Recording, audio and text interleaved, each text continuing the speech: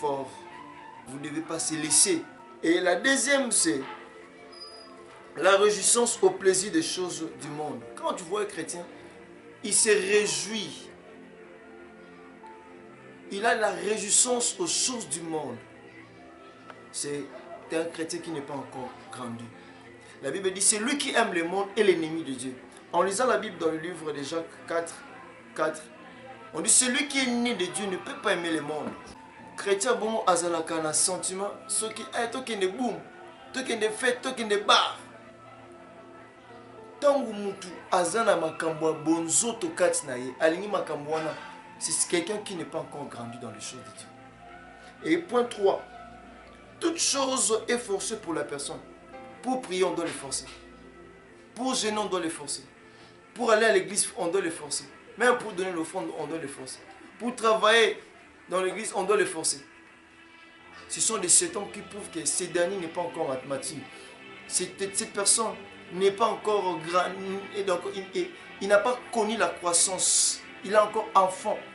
C'est pourquoi apôtre Paul est tenté de dire, vous, depuis longtemps, vous devriez être des maîtres, mais vous n'avez encore besoin qu'on vous enseigne le premier rudiment. Donc, ce sont des sétons qui prouvent à une église,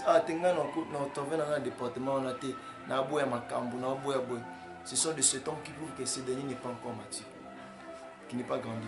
Et le quatrième point, la personne ne veut pas servir Dieu dans l'église, il veut rester un simple fidèle.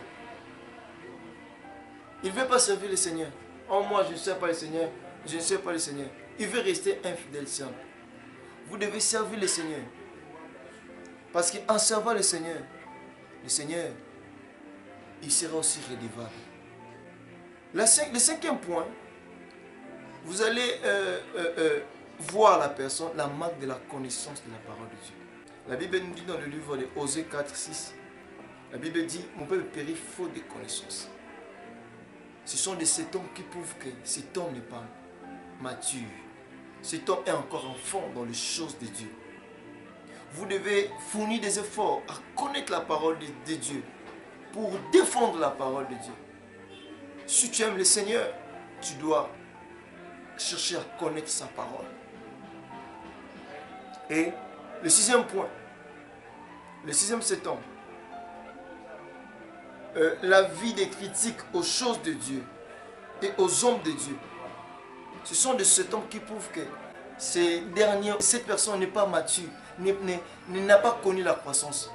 Il est là, il peut être à quoi une église, il peut être qu'il y a un pasteur, il y a une église. Ce sont de cet homme qui prouvent qu'ils n'ont pas connu la croissance chrétienne. Ce sont de cet homme. Le but de la croissance chrétienne, c'est de devenir comme Christ, parler comme Christ Jésus, agir comme Jésus. Ephésiens 4 à 13. Maintenant, l'obstacle pour conclure, ce qui nous empêche à connaître la croissance chrétienne, le premier point, c'est la négligence. La Bible dit, maudit soit celui qui fait l'œuvre de Dieu avec négligence. Ceux qui négligent la prière, ceux qui négligent la lecture de la parole de Dieu, ceux qui négligent l'obéissance, ils ne connaîtront jamais la croissance chrétienne. Que le Seigneur vous fasse grâce, que le Seigneur vous aide à vivre selon sa parole, à vivre selon lui, et vous serez des chrétiens spirituels, vous serez des chrétiens bénis. Que Dieu vous bénisse.